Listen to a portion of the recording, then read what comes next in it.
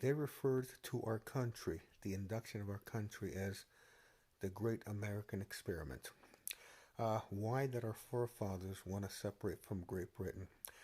Two main reasons: religious persecution, and they did not feel that one person, one entity, one group of people should control all the power.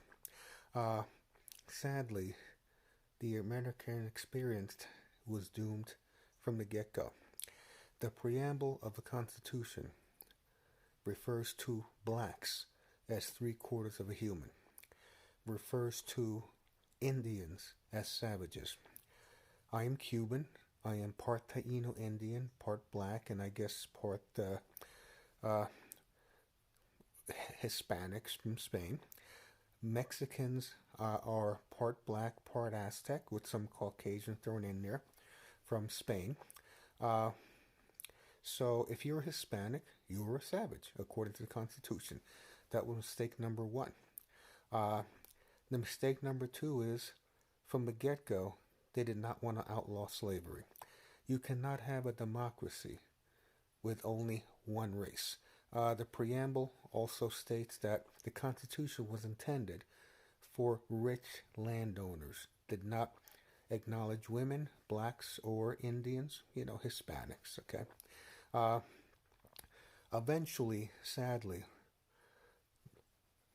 what they feared the most took over, which gave us the Great Depression, in which one sector controlled all the money.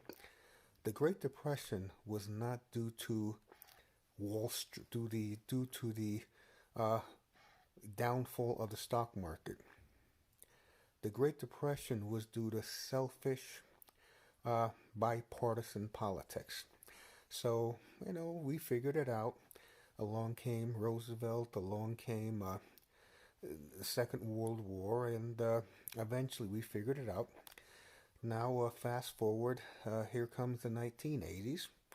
Uh, Evangelists took over control, controlling the Republican Party.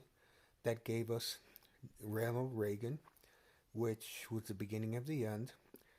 We had this ridiculous trickle-down economics, which is just a way to say we're going to control the money. Uh, they tell you that we're going to trickle it down to you. We control it. We give it out. It's not going to happen. You know what that reminds me of? My parents were farmers. They were old school. Children should be seen, not heard. They call them guajiros, which refers to hillbillies. My mother only went to school until the fourth grade. My father never went to school. He can barely read and write, okay? But yet he's highly intelligent. Uh, I remember every time I got a little bit of money as a gift, what little money I had from the few birthday parties I had, my mother would take it and she would say, I'm gonna hold on to it because look at all the things I buy you. I buy food, yada yada yada. Sound familiar? And then after Reagan came George Bush. Who sadly is the dumbest president. I don't want to get into it about Bush, but he's in the past. But that was a huge mistake. Okay. Now fast forward to today. We got corporate politicians, all of them. Most politicians, I'm going to guess about 90% in Washington, are corporate politicians. What does that mean? They make decisions solely based on whatever bribes they get from lobbyists. So, in retrospect, your pharmaceutical companies, uh, your insurance companies, all your big corporations control decisions. Your gun lobbyists, okay? We're never going to have gun reform. They could kill every child in the USA with an AK-47, and you're gonna get the extreme right wingers saying, "So what?" And so sadly, this experiment has failed. You can't have an experiment with racism. Uh, Multiple times they tried to pass laws relating to what happened to Emmett Till. Didn't happen until now because there has been really, really, really strong opposition to outlawing racism. In most other countries, racism is looked down upon. In Cuba, my native country, racism is illegal, which is the way it should be here. Okay, you cannot have a democracy when you give all the power to 8% to the color that it only compromises 8% of the world. That's right. Caucasians only comprise 8 to 10% of the population of the world. So you're saying that you're going to have a whites only country, and you're going to shun 92% of the world population that are of color.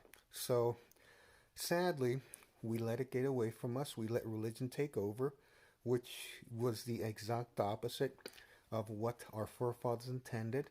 We allowed corporate politicians to run America, which again was what our forefathers spoke against. I mean, the reason for this experiment. So it failed.